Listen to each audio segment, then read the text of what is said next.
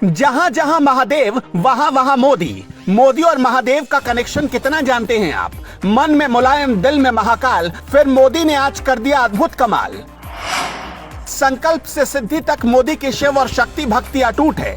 केदारनाथ से महाकाल तक ज्योतिर्लिंगों का कायाकल्प करने वाले अकेले शख्स मोदी ही है। मोदी की सक्सेस के सीक्रेट है महाकाल। क्यों दुश्मन भी मोदी का कुछ नहीं बिगाड़ पाते? मोदी चुनाव तो जीते गुजरात के बड़ोदरा से, लेकिन लौटे काशी ही क्यों? जानते हैं।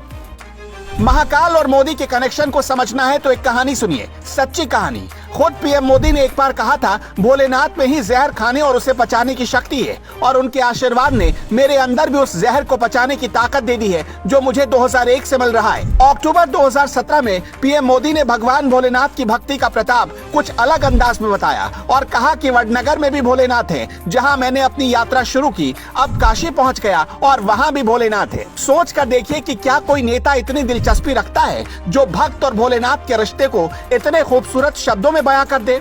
यही वजह है कि महादेव से जुड़े हर धाम से मोदी का निजी लगाव हो जाता है।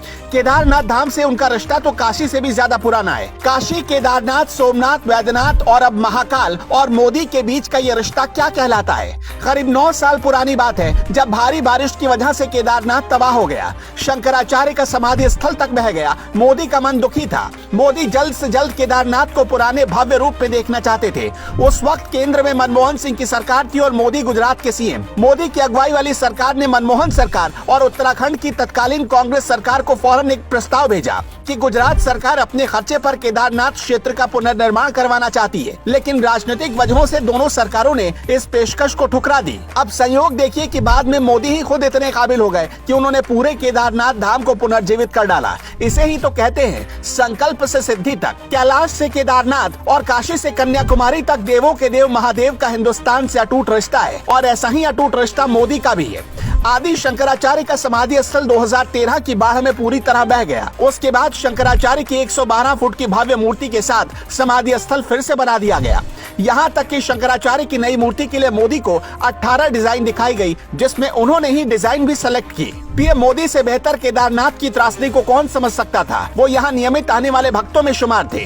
पीएम बनने के बाद भी वो पहले कार्यकाल में 6 बार केदारनाथ धाम आ चुके हैं। मोदी को भगवान शिव की नगरी काशी से इतना प्रेम है कि उन्होंने बनारस को पुराने सांस्कृतिक रूप में बहाल करने के लिए क्योटो की तर्ज पर काशी को स्मार्ट सिटी बनाने के लिए संकल्प लिया और उस पर अमल करना शुरू कर दिया। इसका नतीजा दिखा भी। जापान के शहर क्योटो से एक्सपर्ट बुलाए गए। मोदी इस वक्त श्री सोमनाथ ट्रस्ट के चेयरमैन भी है।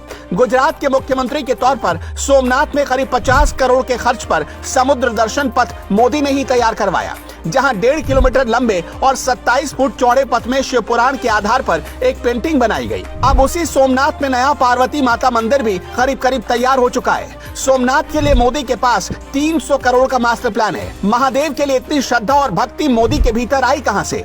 इसके पीछे भी एक सच्ची कहानी है। दरअसल मोदी जब छोटे थे तो उनकी मुलाकात एक सन्यासी से हुई थी। सन्यासी भगवान शिव के अनन्य भक्त थे और उनसे मोदी प्रभावित हो गए। वे उनसे इतना प्रभावित हुए कि युवावस्था में ही सन्यासी बनकर भ्रमण के लिए निकल पड़े।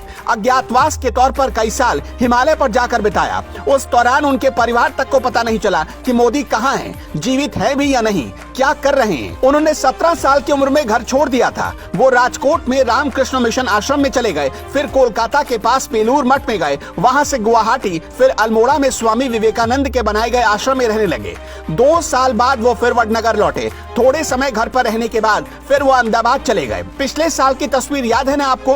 काशी विश्वनाथ कॉरिडोर का उद्घाटन करने के लिए पीएम मोदी खुद हाथों में जल लेकर पैदल चल पड़े, डुबकी लगाई और बाबा का अभिषेक भी किया, जो मोदी और महादेव के बीच की भक्ति का कनेक्शन दिखा रहा था। पीएम बनने के बाद अब तक मोदी ने करीब करीब 12 ज्योतिर्लिंगों में से 10 ज्योतिर्लिंगों के दर्शन कर लिए और करीब करीब हर ज्योतिर्लिंग की साजो सज्जा और उन्हें पुनर्जीवित कर डाला। वैद्यनाथ धाम गए, ओंकारेश्वर गए, केदारनाथ गए, अब महाकाल भी जा रहे हैं। एक भी ऐसा चुनाव नहीं आया जिसमें मोदी मैदान में हो और हार गए। मोदी ने अपने जीवन का हर चुनाव जीता। ये शक्ति और सामर्थ्य जानते हैं कहां से आती है? ये शक्ति और सामर्थ्य आती है भगवान शिव की भक्ति से। अब जरा महाकाल कॉरिडोर को देखिए और देखिए कि कैसे मोदी ने धरती पर साक्षात स्वर्ग उतार दिया। देश के 12 ज्योतिर्लिंगों में से एक महाकालेश्वर मंदिर में स्थापित है। यहाँ बड़ी संख्या में श्रद्धालु आते हैं। प्रधानमंत्री मोदी ने जिस कॉरिडोर का उद्घाटन किया है वो दरअसल 856 करोड़ रुपए का है और ये सिर्फ पहला चरण है।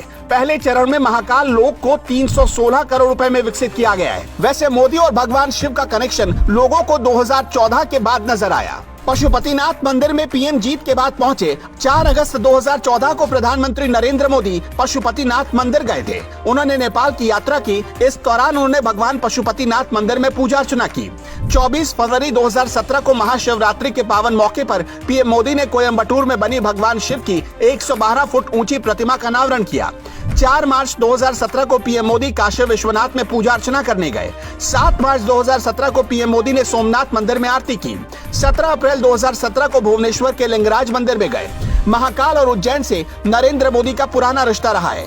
1 जून 2011 को जब पीएम मोदी गुजरात के मुख्यमंत्री हुआ करते थे, तब 1 घंटे का महाकाल में अनुष्ठान किया था।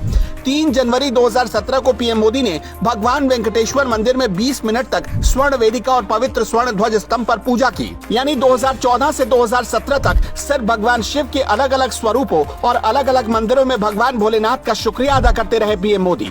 मोदी की शिव भक्ति का सिलसिला खत्म नहीं हुआ। महाकाल का रास्ता न सिर्फ श्रद्धालुओं के लिए मोदी खोलेंगे, बल्कि मोदी और बीजेपी के लिए भी मध्य प्रदेश चुनाव में ये कॉरिडोर रास्ता खोल सकता है।